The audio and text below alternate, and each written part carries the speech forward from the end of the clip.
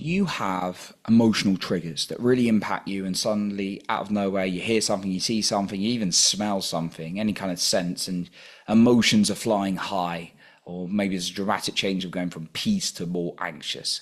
Well, today I'm going to talk about emotional triggers as teachers and working through that today.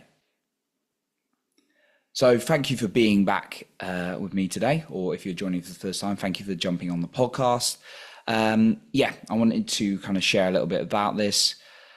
I've had many times where triggers impact me, and one of the biggest ones is when I've been going through, even recently, dating and relationship situations with women, and it's not worked out or something like that, and then I see like something about relationships, or I hear something, and then it kind of triggers me into, oh my God, have I done something wrong? Or maybe she might, or maybe when I'm dating someone, I think like I get like a little bit worried about doing a certain thing because in the past I've had a bad experience. Now, over the years, I've got a lot calmer, a lot more grounded, a lot more peaceful, but I certainly have to do the work. And it's not like saying the work's done because it's always going. I'm always trying to grow, particularly in that area. But that is an area where I've had a lot of like triggers, and that's actually the area where our wounds can really be brought out and exposed. Like someone that works as something harsh, like it upsets you, but you probably shrug it off. Close friend says something, obviously that's going to hurt, or a family member. But then when you've got someone you really like, you're really into, and things don't work out, or they say something and it impacts your wounds, that's the biggest challenge I find. So for me, I've definitely been triggered in that area, and it's even things like when I've not worked out with someone and then someone's talking about how happy their marriage is and things like that. And that's great. And I really want to feel good for them, and I do. But then there's like the absence inside me, and that's triggered me just being very vulnerable with you.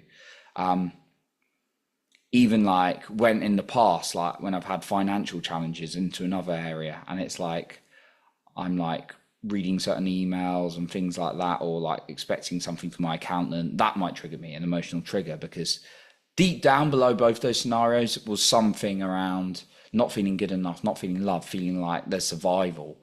And through the process of working through them and understanding from all my tools, I've been able to kind of work through those triggers a lot better.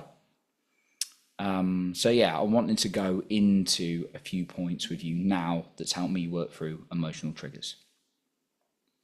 The first one is write them down. Any kind of trigger that comes up, it's unconscious. There's usually something going on in your body, linked to an old memory or an experience that's emotionally charged.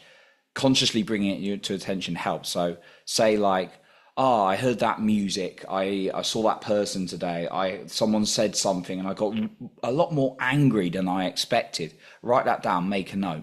And then at the end of the day or once a week, just dive into them and try to understand them a little bit better. That's what I like to do. I'll be like, I saw that today and it made me really emotionally charged.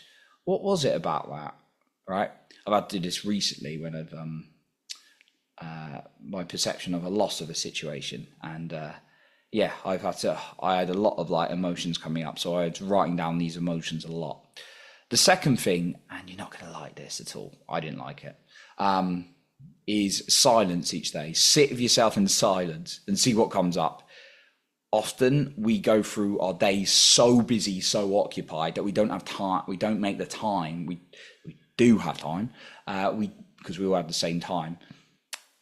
But make the time to sit with yourself in silence and see. I talked about this on my last solo episode, but make time to sit with yourself and see what's emerging in that silence, like what is coming up, because often the truth, the inner whispers, that quieter voice that's your insight, your intuition is trying to tell you something, and you're not listening because you kept so busy, and the patterns keep going again and again because you're not listening to that voice inside of yourself. So allow yourself to do that.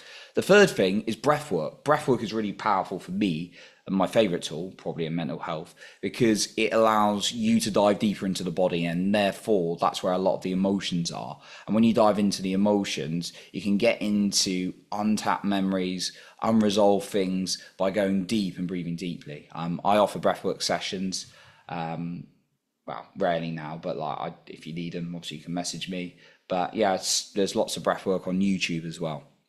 And then the final point I will say is ask yourself some high quality questions each day. Whilst the first three steps talk about understanding what's going on with your triggers, if you keep looking into the negative, then you're going to keep going around with it.